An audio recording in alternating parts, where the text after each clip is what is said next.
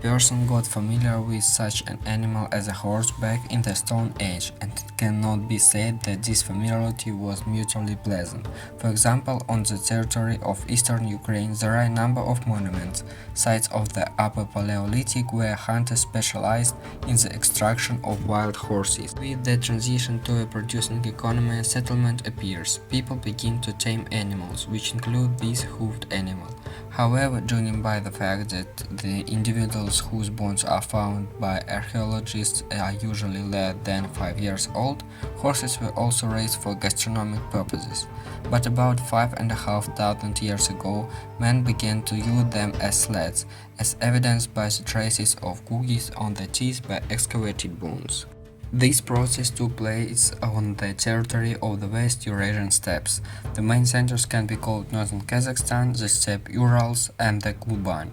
The most ancient finds were found on the territory of Kazakhstan and are associated with the Botai culture. But I can't say for sure, maybe new discoveries have been made in recent years and these use have been revised. One way or another, but the horse is a native inhabitant of steppes, and there is nothing surprising in the fact that it was tamed, settled by the people who took the way of animal husbandry and formed a nomadic world. Actually, the first civilization of South Asia and the Middle East and North Africa received a riding horse ready-made. However, the steppe people about 4,000 years ago also began to use war chariots. There is a point of view that for its time it was a huge breakthrough in military affairs, which led to the settlement of Indo-Europeans around Europe and in a number of regions of Asia. By the way, Caucasians as a whole are the most numerous race on the planet and make up about 40% of the world's population. However, the development of horseback riding didn't become the starting point of cavalry as a kind of troops. It appeared much later, and oddly enough, the first mentions are not associated with nascent Normans, but with the Egyptians Assyrians already in the dawn of the Iron Age. Also, the steppe people didn't take long to wait for themselves, and already in the 8th century before Christ, mounted warriors in Cimmerians appeared, in the arsenal of which, by the way, there were also a long-bladed weapon. The Scythians who replaced them relied on incredibly mobile horse archers, thereby setting a trend for Normans for several thousand years. But even in the settled world, the importance of cavalry has increased, and after some evolution of the saddle and the appearance of stirrups, the rider on the battlefields in the Middle Ages becomes, if not dominant, then at least a very significant force. And here it is worth asking the question, why did the horse get the role of a fighting animal? After all, the same Ewans ride deer, and there are also moose, camels, bulls, elephants. Nowadays, they even arrange races on ostriches, goats, and giraffes. Some enthusiasts go even further. In fact, there are many reasons. The first of them is physiological. The horses of the past were smaller than the current ones and usually had about 140 centimeters at the withers with a weight of about 300 kilograms. They are easy to climb. At the same time, unlike for example camels, whose withers are more than 2 meters, it is easier for a horse to get the enemy with one-handed weapon like axes and swords. At the same time, if you take for example a deer which is lighter than a horse, then a person is already a serious burden for him. With the rider he loses speed, the gait changes, the animal begins to mince. Roughly speaking, a horse has optimal dimensions for riding. Also being a steppe animal, it feeds on grassy plants that have an incredibly wide distribution area. In addition, horses endure heat and temperature changes quite well. They are quite strong and can keep a high speed of running for a long time, unlike the same moose and camel. By the way, if you have read an article about the use of moose during the Finnish War, then this is a comic April Fool's material of the newspaper Popular Mechanics. You can ride moose, but in terms of the totality of qualities they lose to horses, because the main trump cards of these horses are not even physiological, but psychological. In nature, horses and herd animals, grazing herds, have a clear hierarchy and meekly obey the leader. This feature of psychology made them obedient and manageable when a person took the place of the leader.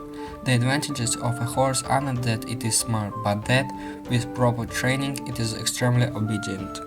Jumping off a cliff or rushing at full speed until the vessels in the lungs begin to collapse and the animal literally throws off its hooves, breaking into a crowd of people with cold weapon, ignoring the sounds of shots, or climbing through fire. For a horse, all this is real, for most other animals, not. The same camels, which were also used in military conflicts, having received a little damage, tend to retire from the battlefield, or they may even, like donkeys, at any moment begin to act on their own, and not because they are stupid and stubborn, but because they have their own will. Elephants, which were used as some kind of infant strongholds, are able to fly into a rage and become equally dangerous for both the enemy's troops and their own.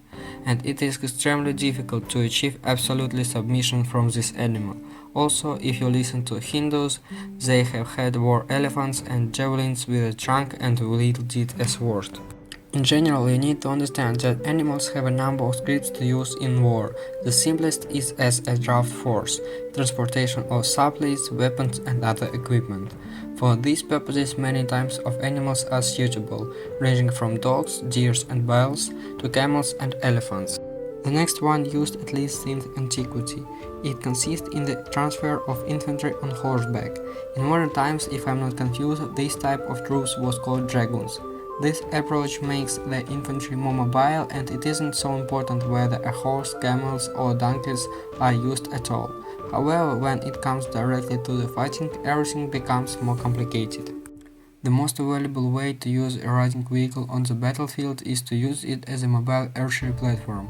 The ability to shoot back and quickly break the distance with enemy infantry is an undeniable advantage, and for such purposes in general almost any riding animal is also situated.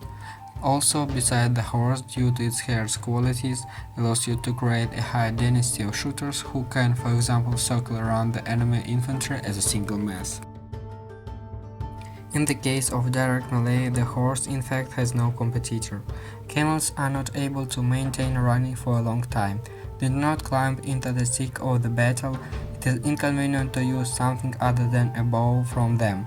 The only advantage is that they are able to scare the enemy's horses, and even then only if they have never faced such an animal in their lives.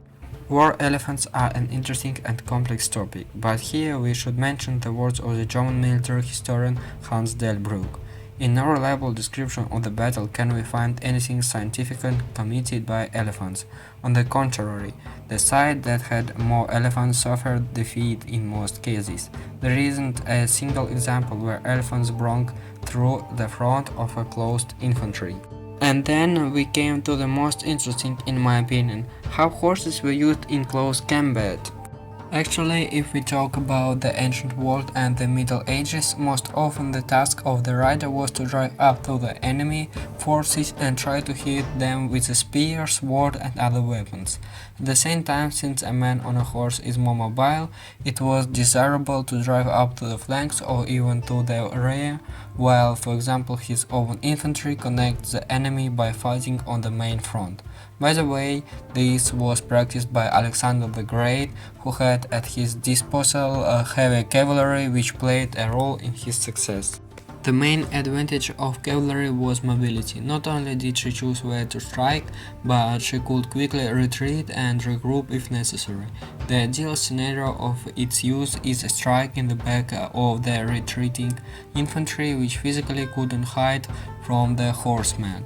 But naturally, the hottest topic of the dispute is the medieval ramming of cavalry, and here many imagine knights on huge horses sweeping away infantry like dry grass.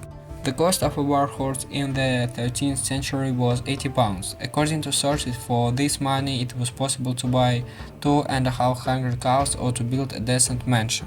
Ordinary small horses cost several times cheaper. At the same time, it is obvious that if the infantry is armed with a sharp weapon, and it didn't waver during the cavalry offensive, the losses at least of horses will be considerable, and it is far from the fact that these losses will bring victory. That in the Middle Ages was repeatedly demonstrated by the Flemings and the Swiss. In fact, the success of the ramming strike was decided until the very collision. The colonel of the French army, Ardan Zapig, argued that the whole force of the cavalry attack lies on its physiological impact. An avalanche rushing towards us isn't a sight for the faint of heart. If someone of the fighters on the background of this spectacle sharply called the iron forgotten at home and other important things, and the construction was thin, then riders rushed into these gaps. If the infantry stood solidly, then probably the cavalry dropped the course and went to new attacks. Actually, the decrease in the importance of cavalry on the battlefield, in my opinion, is connected not only with firearms or the spread of halberds, pikes, but also with the growth of discipline in the ranks of infantry, the formation of a professional army. In general, horse can be called an evolutionary gift to humanity. The features of her psychology, adaptability to different climatic conditions, physical abilities made her indispensable both in the peaceful life and on the battlefield. And it's even a bit offensively that from more than 1.5 billion population of the early 20th century due to the development of motor transport, there are now a little more than 50 million horses left.